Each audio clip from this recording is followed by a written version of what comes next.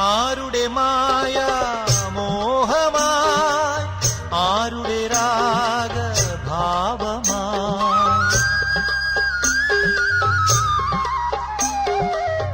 ആരുടെ മായ മോഹമായി ആരുടെ രാഗഭാവമായി ആയിരം വർണ്ണ രാജികളിൽ ആതിര രജനി അണിഞ്ഞൊരുങ്ങി ഇന്ദുലേഖ കൺതുറന്നു ഇന്നുരാവും സാന്ദ്രമായി ഇന്ദ്രജാലം മെല്ലെയുണർത്തി